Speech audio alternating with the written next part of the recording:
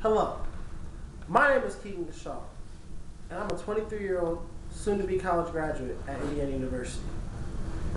Growing up in Indianapolis, I developed somewhat of a passion at a very early age. In fact, by the time I was 3, I had already had my first love, sports. I started playing hockey and soccer when I was 3 years old, and by the time I was 12, I had played baseball, hockey, soccer, golf, basketball, and lacrosse. I was also very good at basketball and soccer. In fact, I won a state championship in both sports prior to going to high school.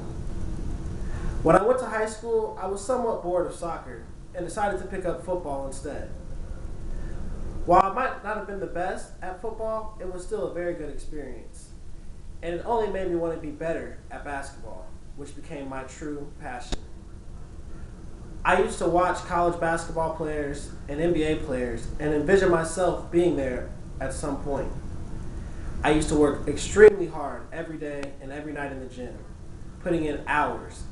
In fact, I used to travel all across the country competing against some of the nation's best players. I even saw players like Brandon Jennings and Lance Stevenson play at the same basketball tournaments I was in.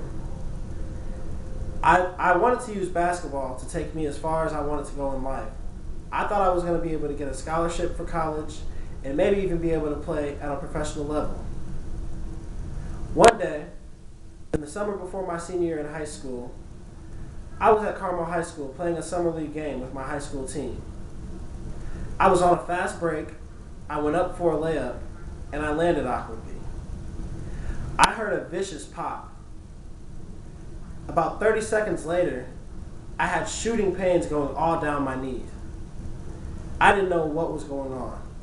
I tried to get up and realized I couldn't walk. I had to get carried off the court and carried into my house that night. I iced my knee and was able to somewhat limp around the next day and thought I would be playing again in no time.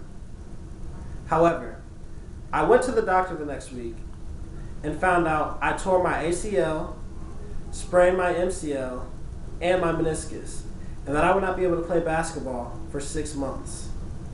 This was probably the most devastating news I had ever had in my whole life, because I really wanted to use my senior year as a breakout year for me to pick where I wanted to go to school for basketball. It somewhat changed my whole perspective because I knew that now I was not going to be able to play basketball in college, or at least as competitively as I wanted to. In a sense, it was also a blessing in disguise. Since I tore my ACL, I had to go through a lot of physical therapy and hard work just to rehab it.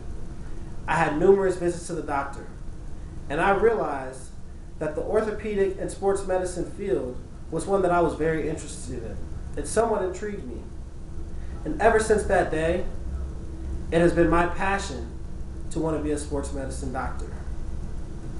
Now, in terms of public speaking skills, I took a speech class in high school and dreaded it. I've never been a fan of public speaking, simply because I get somewhat nervous and tend to talk a little faster than usual.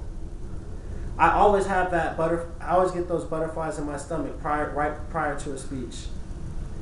And I think this class will be very good for me to learn how to speak with confidence and poise and know that I can overcome anything.